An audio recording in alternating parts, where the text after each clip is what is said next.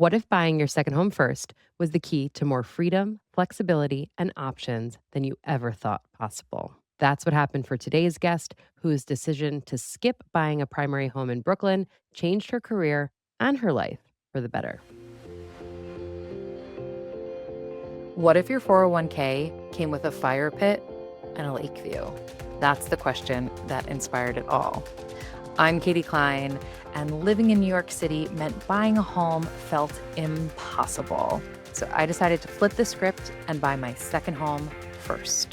When I'm not there, it doubles as a short-term rental, covering its costs, building equity, and even turning a profit. And best of all, it gives me a place to vacation for free. What 401k can do that? Every week, join me as we hear from real people who've done the same and experts who can help you do it too. If you thought owning any home, let alone a second one, was out of reach, this is the show for you. This is Second Home First. Okay, super quick interruption. I have been hearing from so many of you that you want more freedom in your lives, more options, and of course, more income. So I am thinking about building a course to teach you how to buy a vacation home that pays for itself. This would walk you through the exact steps that we used to buy our three vacation homes and give you direct access to me to discuss your personal circumstances directly. Let me know if this is something you'd be interested in. And if so, send me an email or a DM on Instagram and tell me what you'd want to be included. I love hearing from you. Thank you for listening. Hello, everyone, and welcome back to Second Home First. I'm your host, Katie Klein, and today we have a really exciting Real Stories episode for you all. Our guest today, Blythe Graham-Jones, was living in Brooklyn when she realized that owning a place in her neighborhood would cost about 3 times what she was paying in rent each month. And that was only if she could somehow save up the massive down payment it would require.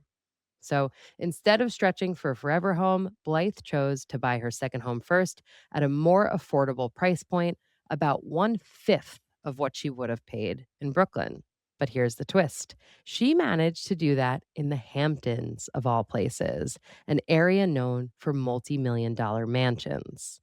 We talk about those misconceptions around Hamptons real estate, about how strong summer rental demand meant that at her closing, she was literally handed a check, the rent payment from the summer tenants that covered her costs for the entire next year, and how, most importantly, this one decision to buy her second home first unlocked a whole new career and with it, far more freedom, flexibility, and options than she ever imagined. So, without further ado, let's hear from Blythe. Blythe, thank you so much for joining us today. Thank you for having me. When you first decided to buy your second home first, where were you living at the time? We were in Brooklyn. We were renting in Brooklyn. We had been in New York and then left for a little bit in London and San Francisco and came back, and we were living and renting in Brooklyn very happily. Okay. And did you think about buying a home in Brooklyn? Not even a little bit. We had the most amazing rental there, and I think, as many New Yorkers know, if you have an awesome rental, you don't let it go. We had a three-bedroom, two-floor townhouse with a private backyard. Our street felt like it was Sesame Street when we walked our daughter to school, everyone knew her name. We were paying in the 5s for rent monthly, and even if I had the 20% down for something comparable to buy, it would have been in the 3 millions. Even if I had the 20% down, the monthly holding, mortgage, taxes would have been 12,000, 13,000. So I didn't even have the 20% down for something in the 3 to $4 million range, what would have been required to buy something comparable to what I was renting for 5 or 6 grand. But then even if I did, my holding costs would have been 2 to 3x what I was paying in rent. So, it was just not even like a consideration, didn't even cross our mind. We loved our apartment, never thought about leaving it. That is exactly the situation that we're in too. It's our money can go so much further with renting than it can with owning here. It's almost a non-starter, and it was for both of us, it sounds like. Yeah, exactly, and I think that when you're in a renter's market, you don't have to And I think this is why you and I have always connected over social media and like sharing that ethos. If you're in a market that just benefits being a renter, stay a renter. You can still get into real estate in other ways. You don't have to buy a primary residence. You can rent your primary and buy in other markets. And so that's what we started strategizing how to do. And so where did you decide to buy?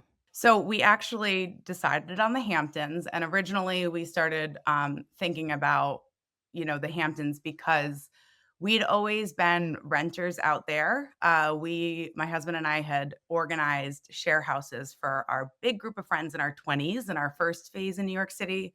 We were the people that put together the big share group houses in Montauk in, let's see, 2010 or so.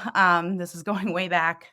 We were the ones that organized the group houses for like 16, 20 people in Montauk. We crowded everyone into four-bedroom houses, organized the spreadsheets of like who was going which weekend, and everyone was happy with that at that time, and we could make it work for weekends.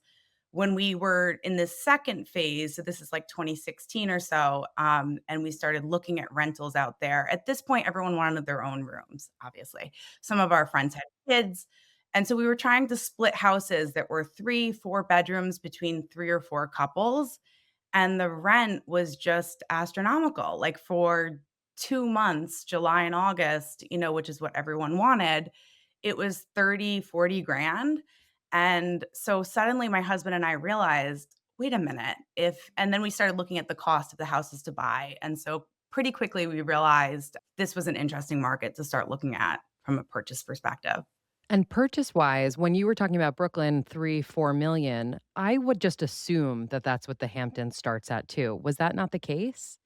No, see, and I think that is, like, one of the things that the Hamptons, you think about these mega mansions, but the Hamptons is a lot of different towns, a lot of different villages, a lot of different hamlets. And we, being had I had, my husband grew up camping in Montauk as a kid. We'd done our share houses there. We originally started and wanted Montauk, but Montauk was, even back in 2017 when we were looking, already pricier than some of the other areas. And certainly there were, like, the village of East Hampton, and there are, like, areas that are the village. Those areas are pricier, and you can, of course, find mega million mansions there, some of the most expensive real estate. But the places we found, and there were plenty to see, were under a million. You could find homes that were in the 4, 5, $600,000 range. Some of them were 3 bedrooms, some were 4, some were 5. Some had pools, some didn't. Some were fixer uppers, which is what I, wanted to find.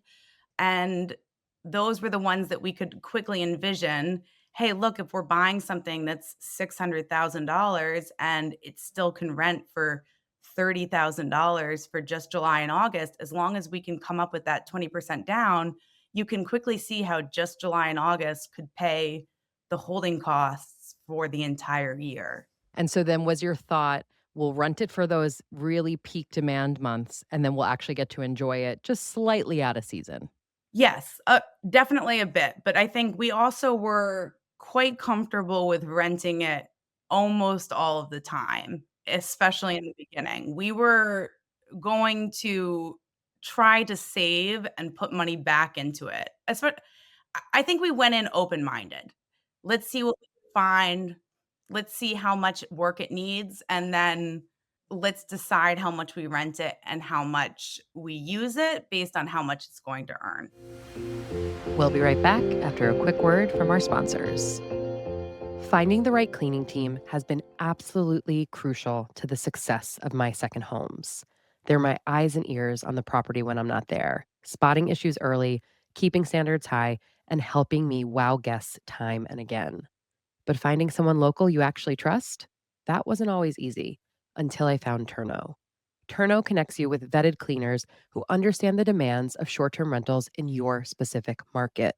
Their app makes everything simple, from auto scheduling your cleans to photo and video checklists that ensure your property looks exactly the way you want, and even automatic payments after each clean is completed.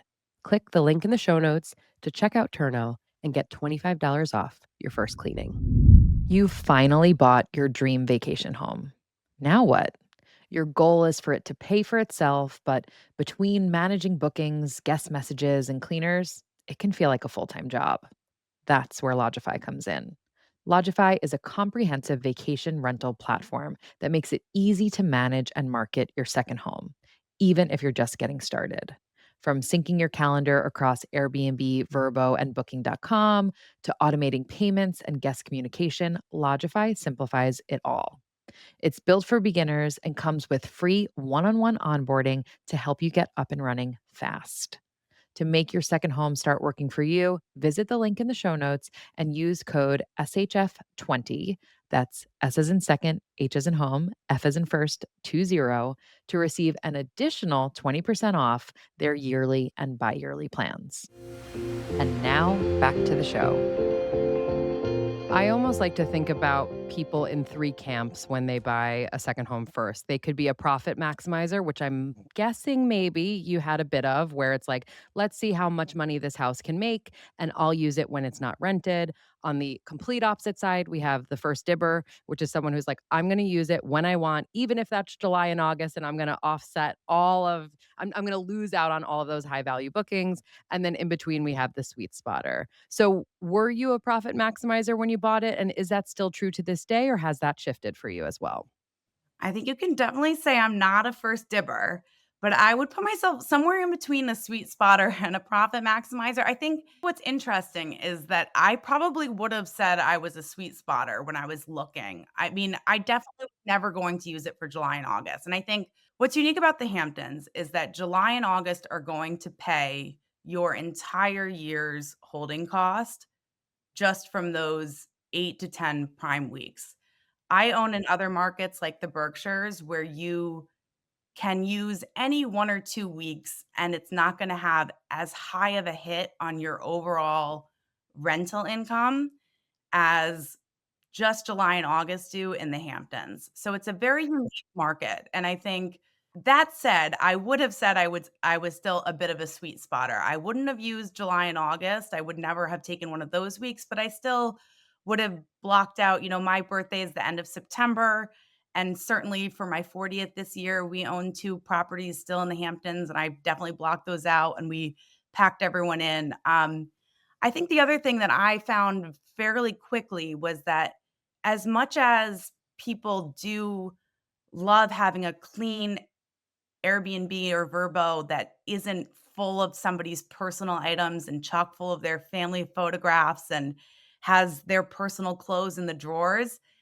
you still living in a home, taking your kids there, designing it for your own experience and actually living and optimizing it for whether that's the kitchen having everything that you really need to enjoy it or sleeping in the beds and realizing, "Oh, the sun comes through, like, at that angle at 6 a.m. and it really wakes you up, so I need a curtain that wraps around in the direction right here, or it's not fully blackout, even though I bought the blackout shades."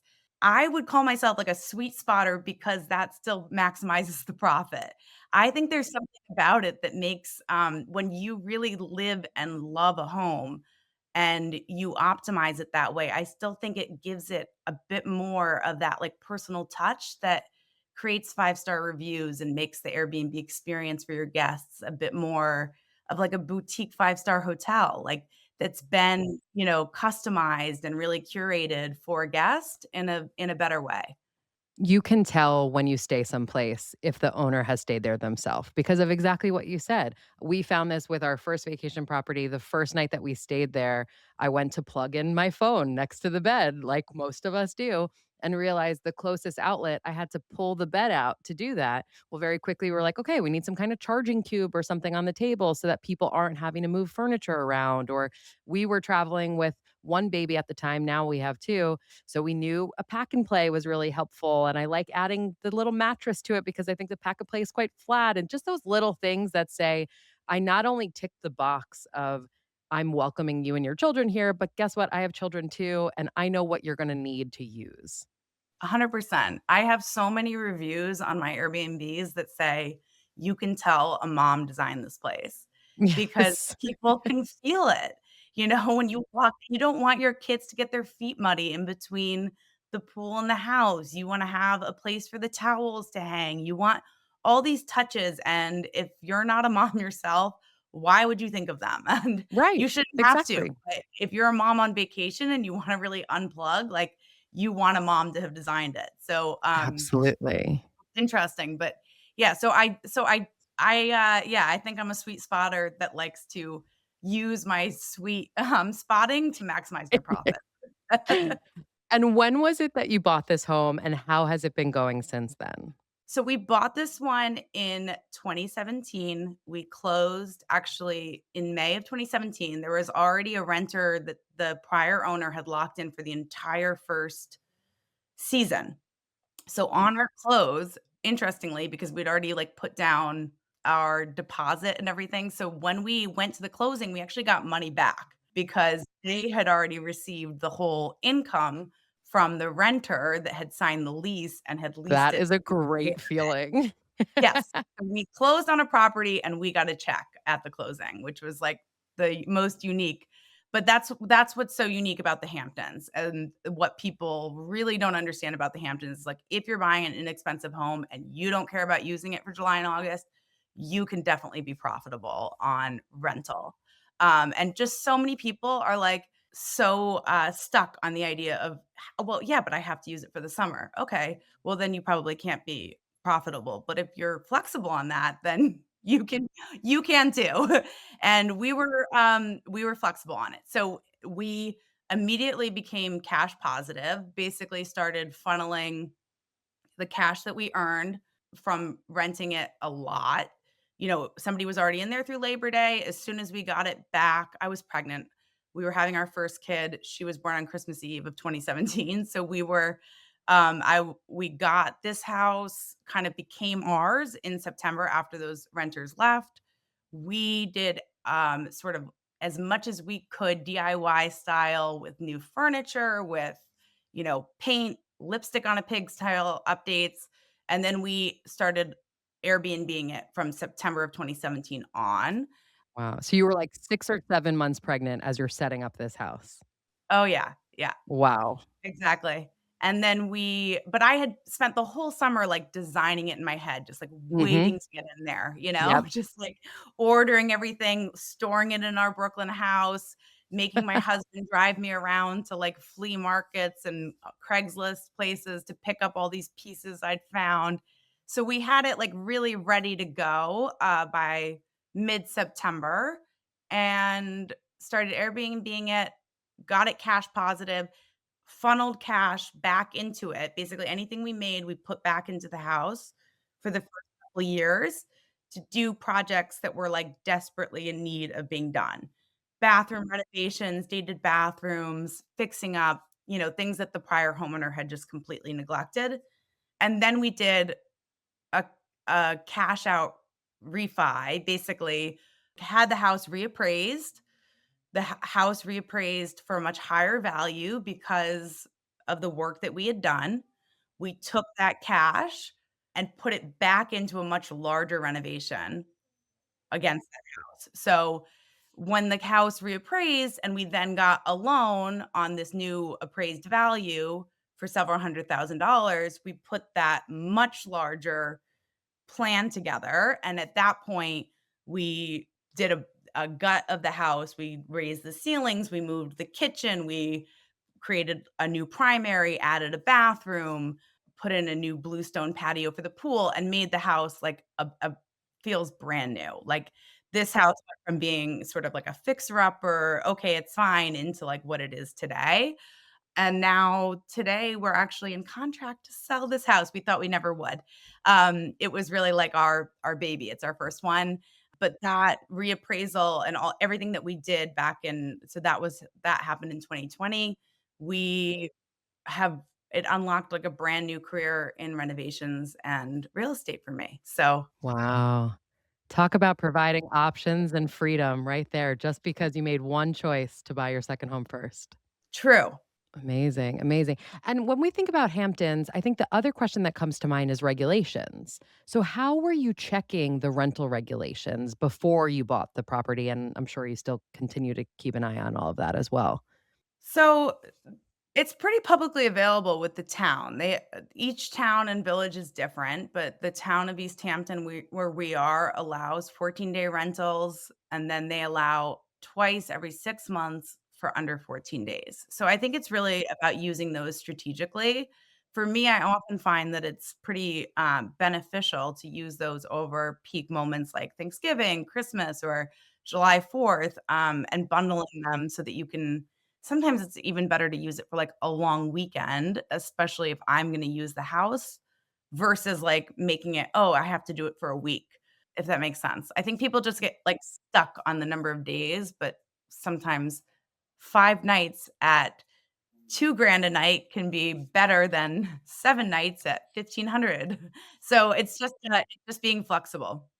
Incredible. We'll be right back after a quick word from our sponsors. When I was finally ready to rent out my vacation home, I had no idea what to charge guests. Thankfully, that's when I found Price Labs, a dynamic pricing tool that helps me automate pricing like a pro. It's simple. Price Labs uses real time data to automatically adjust my rates based on local demand, nearby events, and booking trends. It's easy to use, lets me set my own minimum and maximum prices, and keeps my pricing smart and competitive without any manual work. If you want your vacation home to pay for itself or even turn a profit, you need Price Labs to help you get the most from every booking. Visit the link in the show notes and enter code second home first, all one word, for a 30-day free trial plus $10 off your first invoice. Interior design is one of my favorite parts of buying a second home. I love creating a beautiful space. But let's be honest, staying on budget, managing orders, tracking deliveries, and juggling countless retailers can get overwhelming fast, which is why so many hosts turn to Minoan. With Minoan, you can shop more than 180 brands you love all in one place. That's brands like Crate and Barrel, Samsung, Anthropologie, Article, Casper, and so many more. They give you access to better than trade pricing, something typically reserved for professional designers, allowing you to save on every purchase. They keep every order, delivery, and receipt organized in one clean dashboard. And the best part, there's no membership fee, no subscription, no catch, just a streamlined approach with big savings. Once your second home is set up, Minoan can even make it shoppable. Your place basically becomes a four walled influencer. So after guests spend a weekend obsessing over your couch or those sheets or that coffee maker, they can scan your QR code and order the exact same item for their own home. You earn a commission, no extra work required. To furnish smarter, visit minoan.com/second home to sign up and receive a free $25 in credit. If you're listening to this show, I know making memories with family and friends is super important to you. And that's why I'm excited to introduce you to Flightographer. Flightographer connects travelers with local photographers in more than 350 destinations around the world. But it's more than just a photo shoot. It's a way to capture meaningful memories and experience a place through a local's lens. When I look back on past Flightographer photo shoots I've done, I don't just see pictures, but special moments preserved. I remember the feeling of that day and the story behind every shot. Whether you're celebrating a milestone birthday, a family vacation, or a special getaway to your second home, Flightographer is there to capture the moments you never want to forget. To book your own Flightographer shoot, visit the link in the show notes and use code SHF25. That's S as in second, H as in home, F as in first, 25 to get $25 off your first shoot. And now back to the show. What do you wish you knew before you bought your second home first? I mean, I'm so glad I did it. So I think I'm glad I went in with enthusiasm and energy as I did in my 30s. I'm so really what I'm glad I didn't know anything else because I went in and did it as a second job on top of my career that I had in advertising when I was pregnant. But at this point, it's become my career. And now I'm 40, I have 3 kids, and I've left my career in advertising, and this has become my full-time gig. But thank God to 32-year-old me who did this because I've set it up for myself to have a much more flexible career because I bought the second home first, because I took this like big leap, because I worked doing a setup of an Airbnb property, managing an Airbnb as like a side hustle, bought another one after I managed that renovation and kept going with it. Now I have this like much more flexible job. And now that I'm 40 and have 3 kids, I'm so grateful to 32-year-old Blythe that she did all of this hustle.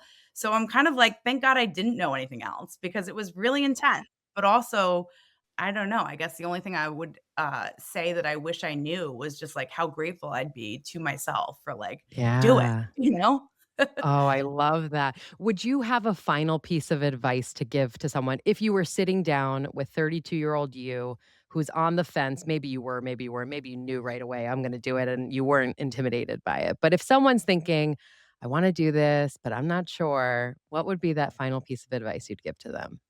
Just it's only gonna get harder as your life gets as you get older, as you have more going on. Like, it may feel hard when you're pregnant. I get it. When you have a toddler and you're pregnant, it's even worse. Yes, it is. When you have a 5-year-old, a toddler, and you're pregnant with your 3rd, it's even worse. So just stop waiting and start doing. Yeah. Amazing. Blythe, thank you so much for your time today and for sharing your story with us.